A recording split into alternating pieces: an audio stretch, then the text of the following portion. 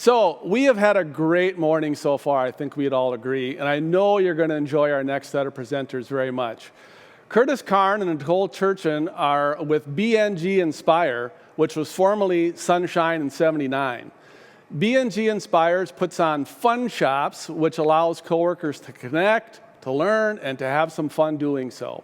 So if you've seen Kurtis and Nicole live or caught one of their recent webinars, you know how they can really take some sometimes complex topics, boil it down for us, and bring us some practical information we can use. So that's what we're going to get this morning. So we've all heard the term self-care. You know, what does that really mean, and how does that apply to us? You know, we're constantly hearing about it, and we're trying to put it into practice, but still, sometimes our life feels like a three-ring circus. So at this time, I'm going to turn it over to Nicole and Kurtis to talk about self-care. Take it away, guys. All right, thank you, Pete. We're so excited to be here, you guys.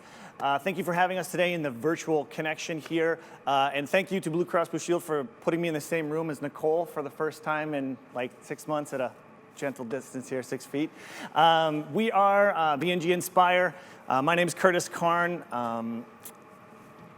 I am Nicole Turchin. I am the director of BNG Inspire. Before Kurtis and I get started, we just have to take a moment to say we miss all of you so deeply and so much. We reflect a lot on presenting in this way, which is great, but we just miss being in person with everyone. We also really dislike being able to see ourselves on video. So the sooner that we can get over this hump, the better for us. So that's a little introduction. And I can tell from this slide, who are we? I only have one outfit, apparently, that I wear. Good timing on my point with that one. So we will work on that. We will work on that. So who are we at BNG Inspire? What do we do? Well, like Pete said, we try and take difficult topics or heavy topics and make them a little bit lighter so that you can digest them, bring them back to your workspace or in your personal life to be able to do that. We try and do that with some fun. We will do some memes. We'll do some GIFs. We think we're funny at times, so it's nice to be in the same room again, so at least we get some feedback. Here, we have some live people in the room here, so if they don't laugh, it doesn't matter. We know you're laughing at home, which is always great. We're also going to be interactive. We're not able to do that virtually so much, but you guys have been fantastic on chat so far, so keep those going. We'll have some things to prompt you guys to be able to get some information back from you, and we're going to take it through this, so we're really excited to get it going. Rock on. So why are we here today? Today, we are here to debunk the myth that we're too busy for self-care. We need to figure out ways to infuse it in our lives because it is so vitally important to our success personally and also professionally. So this is going to be a lot of fun. Like Heather and Jody said, we're trying to manage each other, we're trying to manage our slides, we're trying to manage the chat. So your patience and grace with us is really appreciated. But we are ready to dive in. I always say that this slide is an actual photo of Kurtis from when he was younger. That's not true, but we like to say that. It's a good story. So we're going to take the first opportunity right now to get you guys involved in the chat feature. So now's your chance. What we want to hear from you is how do you define self-care? And we're not talking about self-care is going to the spa, self-care is going horseback riding. Not the things that you do for self-care, but how do you define self-care? So we'd love for you to take a moment right now in the chat feature to tell us how you define self-care. While you take a moment to do that, I'm going to have Kurtis demonstrate his very awesome Running Man dance moves. So we're going right back to what the picture exactly looks like with my there you this go. one. So while you take a moment to chat, we're going to do that. Every time, yeah. He's a better Running Man dancer than I am, so I always make him do that. I can pull out the moves later. Yeah. Perfect. So here we go. We got some answers here. Yeah, so taking time for yourself, taking time for development, filling my cup, being present, doing things for you so that you can make you better. Double all caps on you and you. Very good job there. Yeah. Feel like these are coming in fast. Yeah, they're coming in fast. This is great. Time for yourself each day. Good. Doing things that make you feel like who you should be, best version of yourself. Yes. Awesome. Great answers here. Taking time for yourself. Perfect. Cool. So what is self-care? These are great definitions. Oh, someone cheated, I think, because someone on the chat actually has the exact Did you Google? Did you guys Google? Because you have time. Did you go out and Google definition of self-care and then put it in the chat? We know who you are. So self-care is any activity you do deliberately that impacts your mental, emotional, or physical health. Another important thing to remember about self-care is that it's not something we force ourselves to do. So self-care should not feel forced. It might be something that we have to make time for. What are you laughing about? Carly's like, I didn't Google that. Sorry, Carly, totally called you out on it. Apologize. So in a few words, self-care really is the key to living a very balanced life. So that's self-care in a nutshell. We have squirrel syndrome, by the way, for those of you who don't know. We're very all over the place. Yeah, but so what we have done in advance of this presentation is we took a moment to go on Google, and we actually Googled self-care. Yes, but we probably Googled funny memes about self-care. That's definitely more something that we would do. So when we did that, here's an example of something that came up. So super funny tweet: self-care essentials, hobbies, quiet time, muzzles for your family, trank darts for your neighbors. We love those. A cheesecake, 5 miles between you and anyone else. This is how this woman defines self-care. These are pretty fun. And do not skip kitten dispenser. I've never seen one. I want one. A kitten I don't know where I can get one. A humane one, please. A humane one, yes. We'll share Kurtis's address when this is done. So if you want to send him a kitten dispenser. Yes. Or complaints. I don't know. We'll find out. Awesome. This next one, I think this feels a little bit more like me. So sometimes self-care is taking a hot bath and reading a good book. Other times it's hiding in your laundry room and shoving food in your mouth. That's also self-care, right? Describes me. This next one we're going to give you a minute to digest it because it takes a second to get it. So, not reading some things is self-care. So we love this one because some of you might not know this, but the highest paid YouTube star in 2018, a kid named Ryan Kaji, he's also the highest paid YouTube star in 2019. In 2019, his annual revenue from his YouTube videos was $26 million. This is why it's not good for your self-care to read this stuff. He's 8 years old. Yeah, he's 8. Right, so good to know. We'll see who comes in at 2020. He's in the running. Ryan's got a good shot. Ryan's got a good shot. But sometimes when we read things like this, we get into comparative analysis mode. Not necessarily great for our self-care. We have to be thinking about these things that we're paying attention to in the world. So, however you define self-care, it's about you, which is a great answer that we saw in the chat. It's also about others. Now, this can be really confusing when we throw this out to audiences because self-care is about self, but there is actually a component that's about other people as well. So allow us to explain. So we talked a little bit earlier, you guys put in your great chats of taking time for you. What are things that you do to take time for self-care? Put those in the chat. Tell us some of the things, the events, the things you were talking about before. A lot of people saying, I take time for me. What do you do? Tell us some of those things that you do to be able to take care of yourself, some of your ideas. I know for me, I'm a big runner. I like to just take time. It's my time to be able to take a half hour or 40 minutes to just put in my headphones and go and be away from everything as I'm doing that. I am not a big runner. I just drive by Fargo and watch Kurtis running and honk and wave. That's the fun. And here we go, right off the bat, running and lifting weights, walking, get up and go do a workout in the morning. Sitting on my deck listening to my water feature. That sounds fantastic, Deb. Yoga. Yoga, bike ride, reading. Nap, Caitlin, well done on the nap. We love the nappers. We love the nappers. Walk my dog, S, you're very cryptic. That's good. So you're maybe a performer of some nature. Just Alice S. gets a tattoo. Alice gets a tattoo. Like Alice, I love it. Love it. That's fantastic. Cool. Great ideas on here. And we brought some other ones up here too on the screen for you guys to take time for yourself, do little things, anything from planning a vacation whenever we can go on vacation again at that time. You know, call your family, watch a TED Talk, any of those things. Find a stretching, yoga was talked about too. Create a gratitude list, definitely. My personal favorite, checking out dog memes on the internet. So I spend an embarrassing amount of time looking at dog memes on the internet. Kurtis can tell you by all of the texts I send him with random dog memes. I love doing it. There's something so cute about a dog typing on a computer. I know this doesn't seem like self-care, but I walk away from doing this feeling awesome, right? Life can be simple. It doesn't have to be complicated. So these are great options for self-care for just when it comes to yourself. Absolutely, and people are already even putting some of these in the chat here on that side too. So we talked a little bit about taking care of yourself, but it does involve others. And so how about some things that you do with yourself and others to be able to take that time away as well? I already saw happy hour with friends. There's been a lot of virtual happy hours and things of that nature through Zoom, coffee, things of that nature. But again, let's put it in the chat, some things that you guys do for yourself and with others, or with others for still that self-care, because it is being able to involve other people as you're doing this as well. Gardening, yoga was still on the first one on that side. So this is about, this is about stuff that you do for others that makes you feel good, that brings happiness to your life. Camping, bonfires. Perfect. Singing around the fire. I feel like Carly. Somebody was really excited about your meme with the Shiba Inu. That was great. I know. Well, everyone should be. Too. That's good. Yeah. That's good. Family bingo via Zoom. All right. Serving a meal for others. Oh, that's awesome. Well I done. love that.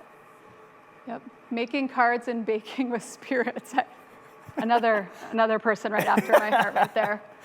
Cool. These are awesome, you guys. And we have some ideas on our side too. You know, again, cooking, handwrite a letter is a great one that we have time to do, I think, now in this state of COVID-19, being able to do that, send that to somebody else. Not only are you taking time for yourself, but then again, you're involving other people on that to include them in that on that side. Or even just introduce two different people that you think might get along in some way, shape, or form. And who knows what would happen with that. Yeah, sometimes when we introduce people that we feel will benefit each other's lives, they help one another, right? So this circle of awesomeness keeps rotating in the world. So think about introducing people who might be beneficial to each other. Ding dong ditch the gifts to the neighbors. I love that one. I love that one. So something to think about, when we help other people, we also help ourselves. It is impossible to not feel good when you do good for other people, right? Kurtis, this is my jam. This is where Nicole always defaults to me. So I like data, and I'm kind of a data nerd. And so we talk about self-care and some of the other things, and we're just going to give you guys some data points on. It was really interesting in Heather's. She polled everybody, what type of things do you want to work on, or do you want to look for wellness? And number one was physical health. Number two was mental health. So it's really interesting, the data that's out there that supports and kind of contradicts that, which is interesting too. But you talk about self-care, and when we think about self-care or physical self-care, doing some things, you always have this big plan to start something, right? And you get excited, and typically these will happen at the beginning of the year, New Year's resolutions, things of that nature to get them up and running. Get fit, lose weight, spend less money, help others, and then little things like spending time with family, travel more, drink less, all of these things. Well, statistically, when you look at it, how long do we actually keep those commitments? And when you look at it, after 1 week, we've already lost, 22% of people, and it just keeps going down on that side. So we talk about self-care, we talk about these things of taking care of ourselves, but a lot of times we have this great idea to do it, and it falls off really quick. And a lot of times people won't even stick to that through even a year, 6 months, 2 years. And also, you talk about those statistics that we had talked earlier, people wanting to be physically fit or physically healthy as far as mentally healthy. When you look at the statistics again, only 30% of people think that they're very good mentally or physically across the board. Yet it's the one thing that we want to get. So what are we going to do to be able to try and focus more on that as we keep going? One of the things we always point out with this slide too is a lot of people instantly think my family, my friends, they might not be physically well, mentally well. What we try to get people to think about is these are your colleagues, right? So 1/3 of people that you see every day feel mentally or physically well. 2/3 don't, right? These are people we're seeing every day who are not as great as we think they are, right? So think about these as your colleagues, your employees, the people you're paying every day. They are struggling with mental and physical wellness. Yes, exactly. And there's even more information out there, and we'll let you guys just kind of soak these in.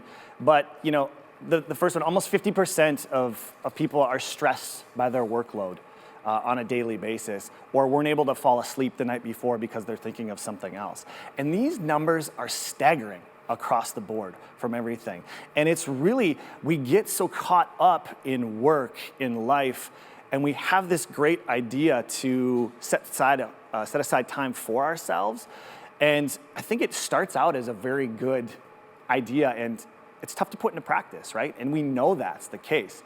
But the more and more information that you look out there, the more and more we can see, like Nicole said, our friends, our colleagues, our coworkers, ourselves, we're not getting to the point that we need to be mentally healthy, physically healthy, and other aspects of total wellness across the board. So it's really scary, the numbers that we have. So hopefully we'll be able to kind of help you guys define what we can do to move forward on that.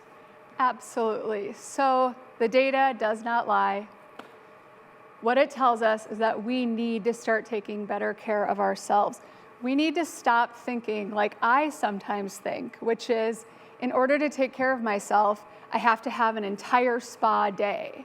I have to have a pedicure, a manicure, a massage, a facial. That's self-care, right? We overwhelm ourselves thinking it has to be complicated, and it just does not need to be. So one of the things Kurtis and I are going to do today is challenge you to do what we call micro-tasking or micro-actioning.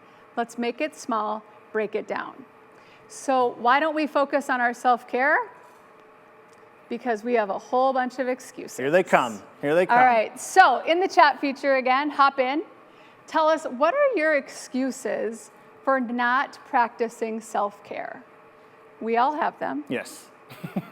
So what are they? Put them in the chat for us. We'll see those as they bubble up. There'll be a recurring thing as we can go across the board here. It'll be interesting to see what comes in. Yeah, and answer one of the questions, will we make these stats available? Absolutely, we can make them available. There it goes, here it comes. Too busy, too tired, too exhausted from the day, no time, no time, excuses, lazy, okay, that happened. Too tired, unmotivated, too busy, not enough time, feel selfish, mom guilt, right? Need to take care of the kids, time and tired. Yep. Good.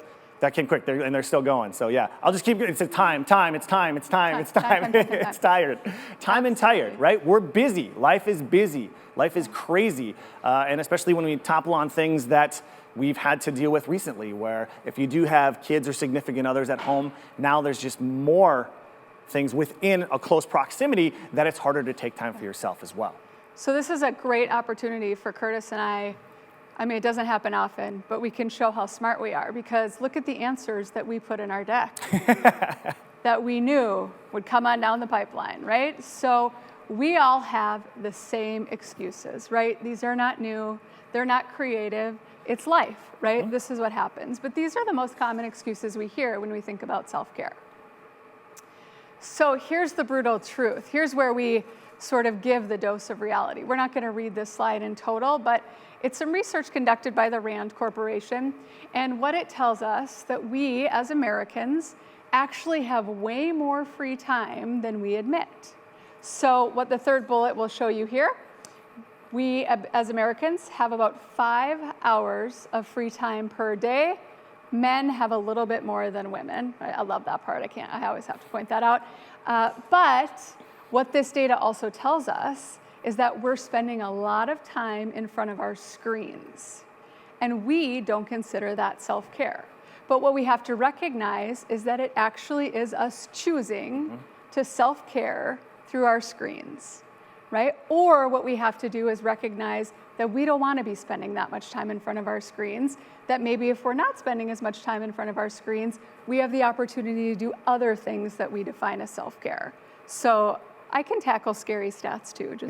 Right, yeah, exactly. And I think that's the big case, right, is when you look at something like this, and if you think about what you have, and I'll put myself out there too, you know, when I get done with work and you're tired and you're sitting on the couch, I just want to not think, right, and not do anything, and so I jump on my phone or I put on Netflix or something like that, and then I realize that I've been there for a half hour or 40 minutes. And yes, that may be some self-care to be able to decompress a little bit, but I really have to be cognizant of being able to get up and then focus on something that I want to do for myself. Go for a run, go play some music, listen to music, dance with my kids, whatever it is, to be able to get that going. Because it's really something that you have to make as a conscious effort, and it's not easy to do across the board. But as long as you're cognizant of things that are happening around you, we think we can help push you in that right direction. Absolutely. So we know we have a problem. The question is, how do we fix it, right? So we have to create a commitment to ourselves, because when we don't do that, we are the ones who are missing out on the opportunity, right? This is all about us. So Kurtis, we're gonna let you tackle this one. Yeah, so these are kind of the 8 overall aspects of wellness, if you will, if you want to look at it on that side. And this is something, we talked a little bit about physical and mental on that side, but there's also a lot of different areas that they can lump in there. Financial wellness, social wellness, emotional, spiritual, all of these things. And you see the bullet points underneath them are just kind of some examples of types that would fall under the category on that side. Obviously physical and social are a little bit more, I guess, common, I guess, understanding those a little bit more, but there's emotional involved in that. There's financial wellness, and you're seeing workplaces take advantage of some of these other aspects. You're seeing companies offer financial wellness within their organizations, or bringing in people to help talk about money or buying a house and things of that nature. So these are very much recognized and are out there within the industry to know that there's things that are happening within these realms. And take a look at these and just see if you connect with any of those or any specific one of those as well. Yeah. In the chat, Jara, I'm not sure how to pronounce it, says, schedule an appointment with a counselor. It might sound wild, but it's self-care. I am incredibly honest with people that I see a therapist every month. It is part of my self-care routine. I tend to think that I don't have any major life trauma going on, but it is a way for me to check in with someone, and it's vitally important to my self-care. And I love that we're now living in a world where we can talk about this. It's not a shameful practice that I have. Like I used to have 20 years ago, I never talked to anyone about it. It's a part of my self-care now, and I tell people, if you need someone to talk to, it's a great opportunity to do that. And I think even within the situation that we're in now with COVID-19, you have the opportunity. Number one, a lot of employee EAP, employee assistance programs, will offer you a certain amount of therapy for no cost to you. And then with the COVID-19 situation, a lot of these things are available virtually now, that people, again, this taboo counselor kind of thought process from the past is much more accessible now, and you can do it within your own home and feel safer, if you will, on that. If you feel like this taboo of going to a therapist's office or going to a counselor is something that you've never done before, it's so much easier to get to now on that side. Yeah. And it's great because people are saying in this on here too, saying, yes, I've done that. I've been a part of that too, or I'm taking some of those too. So people are already recognizing that they need to take that time, and they're willing to do it. So that's fantastic. Absolutely. So I alluded to this earlier. One of the things that Kurtis and I always ask people to do is take big topics like self-care and break it down into something that's a little bit more manageable, right? We know in life that when we break topics and tasks down, it makes it a lot easier to tackle them. So as part of this activity today, and when we're in a group with people, we love this, we put you in small groups, we get you interacting with each other. Not gonna happen today, but we're gonna improvise a little bit. So in the privacy of your own home or in your own office, one of the things that we want you to do is, of the 8 areas of self-care, physical, emotional, social, spiritual, personal, financial, work, and space, write down 3 that you feel are your top priorities. So take a moment to do that. You don't have to chat them, but if you wanna share, rock on, do that. But take a moment to write down 3 of these in which you feel you need a little bit of help. So just take a moment to do that. And also, I'll just tackle a question that was in the chat saying, does self-care have to have anything to do depending on if you're an introvert or an extrovert? I think self-care is up to you, right? If you want to engage with other individuals, if that's what your self-care is, great. If it's staying home and reading a book, that's on you too. I think it's just taking the time to do something for yourself, whether that's with you internally, introverted, I guess, or extroverted with others. I am very much an extrovert. I gain my energy from other people. So when a lot of times I'll be trying to do those, for me it's social distancing, happy hours or meeting outside for having a conversation or having friends over in my backyard where we're all spaced out. That's what brings me back. That's what gives me energy. But you have to find out what's going to really work for you. I don't think it matters introvert, extrovert. It's really dependent on the person, what's going to work best for you. Absolutely. So now that you've gotten the 3 areas down that you feel you need the most help in, we're going to make this real life. Take those areas and assign them to one of the time frames on the right. So what you're going to notice, if you're paying attention, is that we're going to have you start microtasking as soon as tomorrow. So take the 3 areas, assign one to each area. So here's some examples. Right, so July I'm going to work on my physical self-care. August I'm going to work on my emotional self-care. September I'm going to work on my spiritual self-care. So take some time to prioritize these. One thing I wanted to follow up too, so Kurtis had mentioned that he's an extrovert. People find this hard to believe. I'm actually an introvert. So while I love doing this, when I go home tonight, I will walk through my front door, I will look at my husband, and I will say, I don't have any more words to give. Do not talk to me. I'm going to go lay in my bed with my dogs. I'm going to read a book. That's not true. I'm probably going to watch The Real Housewives on Bravo. Yeah, I was going to say, let's be real with it here. But these things I do, I love doing it, but they exhaust me and they drain me. So that's it's a difference between extroverts and introverts. Kurtis can go to happy hour tonight. I will be exhausted by the time the day is done. And that's okay, right? We'll each manage our self-care differently. Yeah, absolutely. Okay. And we're talking about these examples and assigning these tasks. Nicole and I, in all of our presentations, we know that stepping out of this, it's not going to be a monumental step and you're going to be, oh my gosh, the next 6 months I'm going to be doing all this for self-care. What we want to try and do is we're trying to do little things, this being an example of just moving the needle, just getting that start going a little bit. If you can make an impact of just enough to get you going in that right direction or moving you the way you want to be moved, that's what we try and accomplish when we get up here and talk. And so this little micro example is a way to get you kind of started in that way. And also we're trying to get you an outcome coming out of this too. Absolutely. And remember, this is a commitment to yourself. If you're at home or you're in your office, you're not doing this, that's up to you, right? Mm-hmm. This is a commitment you're making to yourself to get on a better path moving forward.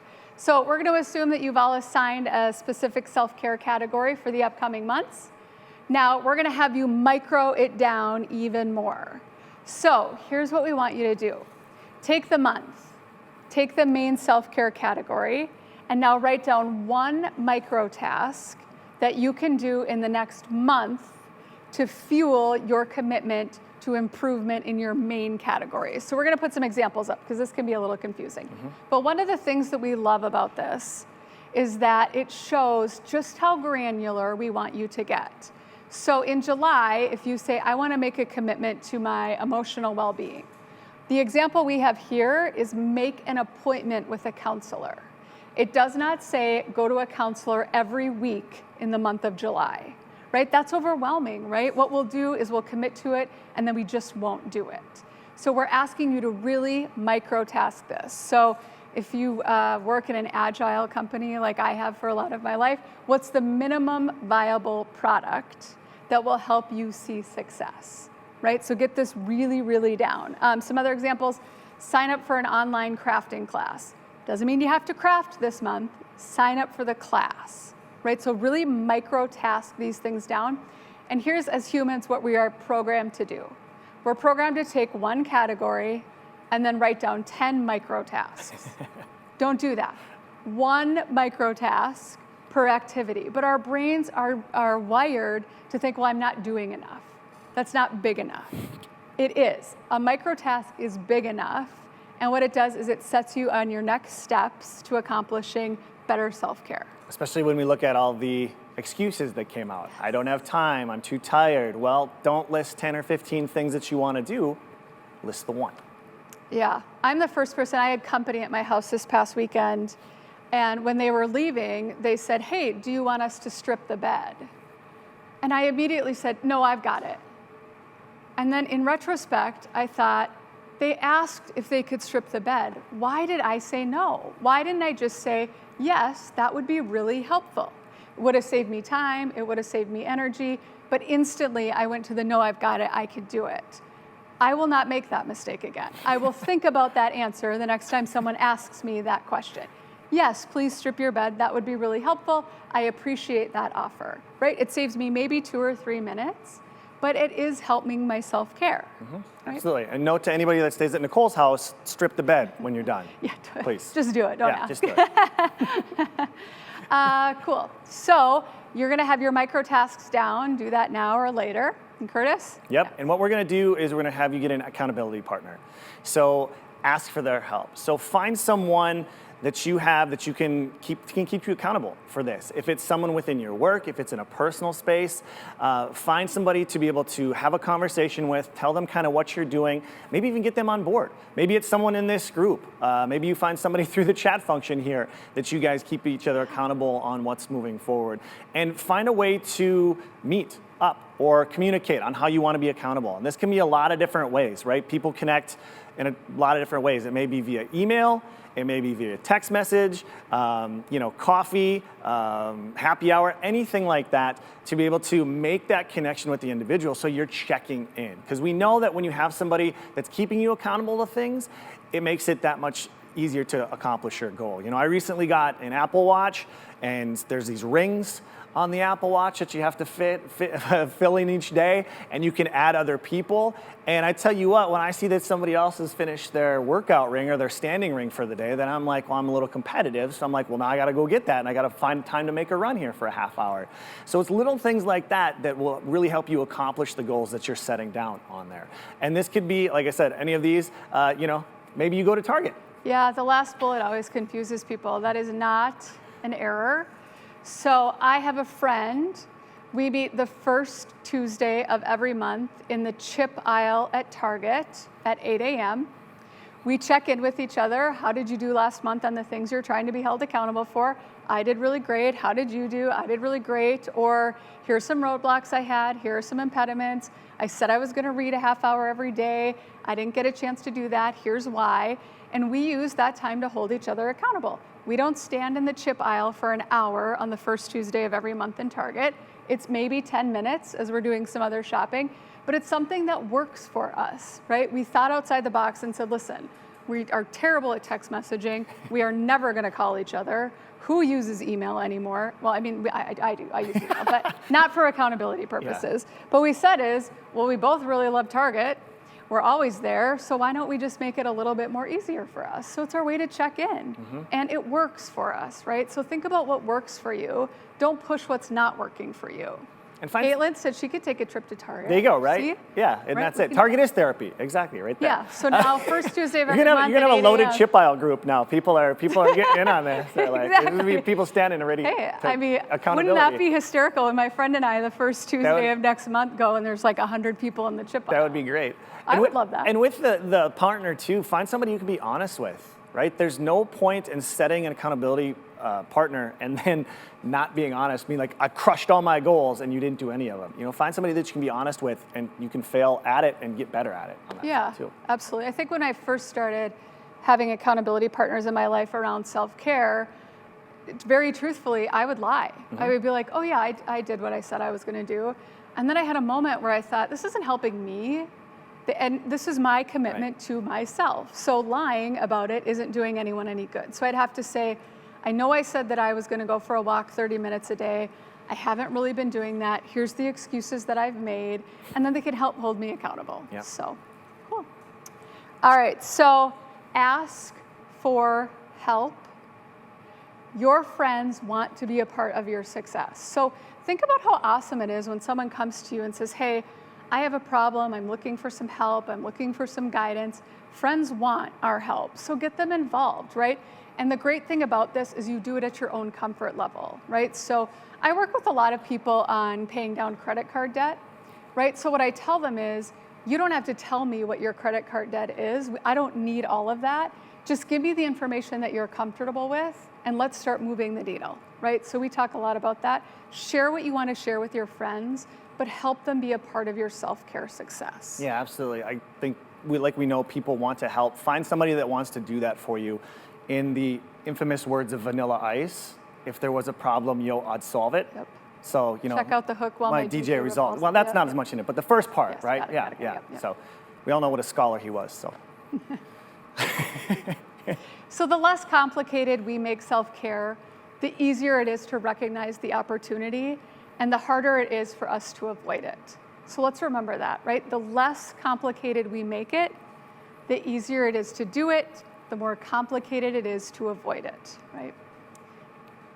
And really, the biggest part of what we want to bring to you guys today is, number one, get you some things to help you kind of start that motion moving forward with some of those micro actions, finding somebody to keep you accountable. Again, move the needle just a little bit. And really, with this quote, in a world full of things out of control, we have the power to control our own self-care. And that's really what it goes back to, is being able to take the time for yourself, be able to set that aside, find something that's going to move you forward, it's going to bring back some sort of energy within your life, whatever that is. And hopefully based off of those 8 different aspects of wellness that we brought, you find something that you connect to.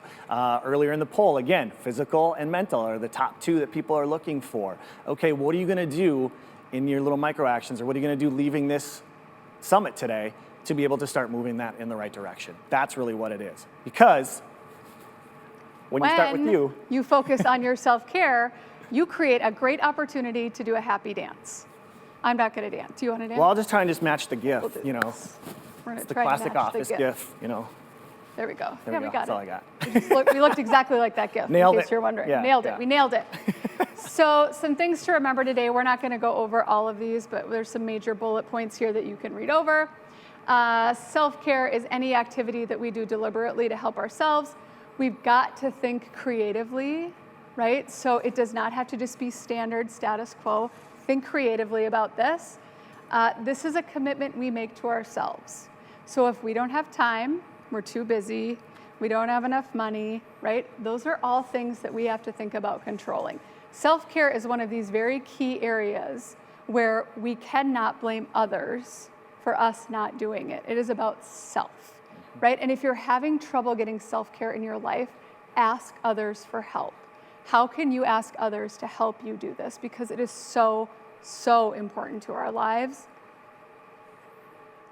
Yeah, and when you think of self-care, Schmelf care, which is why we title it that, because of the excuses that come out there, just really remember that it's going to be hard, right? It's not going to be easy, and take the time to really focus on it, because if you're able to do that, you're able to at least recognize what's going on. And we all know the excuses. We hit every single one of them. So think about the next time when you're like, hey, I want to go do this, but I don't have the time, or I don't have the energy. Take a step back and ask yourself, why don't you? Or do you have 15 minutes? Or do you have 10 minutes on that side? And also remember, when we practice self-care, we feel so good.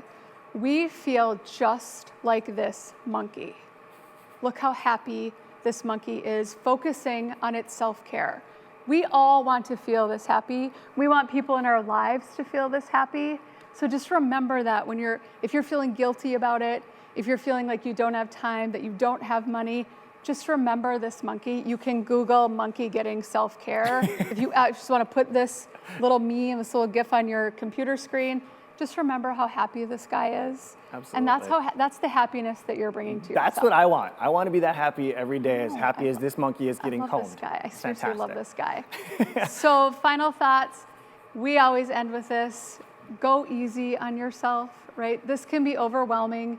You will have days where you'll say, I didn't read the half hour I wanted to read as part of my self-care plan. That's okay. Forgive yourself and head on into the next day with a new perspective, with new refreshing thoughts, but just go easy on yourself. We are living in a world right now that is very complicated. We have a lot of information coming at us. So just take little micro moments to focus on yourself. It is vitally important, but also give yourself grace. And statistics show that we're not currently doing this. So take the time, build it into your schedule. If you have to put it on your calendar, do it. And again, it's not gonna be easy, but you have to do it. Move that needle just a little bit each time, and it'll start becoming a habit. Absolutely. So thank you guys so much for having us here today. We had a great time. Like I said, thank you for hosting and being able to allow me to stand next to my co-presenter a little bit, which we haven't seen each other. Did we for mention some that time. we miss all of you? Yeah. Have Did we mention we miss people in general? So, or the extroverts do anyway, on that side. Well, thank you guys so much. Thank you for the comments. You guys were great to interact, and we're seeing some great things even coming here at the end. We really appreciate it. You know, you can find us on social media, ways to interact. We know the contact information will be out there, but we are excited and thankful for being here. And I'm going to kick it back to Pete. Literally. Woo! Hey, thank you, Kurtis and Nicole. That was great information. And Kurtis, who knew you were an extrovert? I know, right? Shocker. Yeah, weird. New information, new data, yeah. And who knew that self-care was so all-encompassing? It took so many forms. You know, it's so important. I loved your message that, you know, in order to take care of ourselves, we need to take care of ourselves in all different dimensions. You know, what's taking care of yourself or what's taking care of myself is going to be totally different than what it is for my coworker. We have different needs and we're on different paths on our wellness journey. So, you know, I just want to remind you, it's normal to be thriving in a couple areas, and it's normal to maybe be struggling in a couple areas, and those change over time. So if you continuously focus on what can you do to improve your self-care, it's just going to improve your life.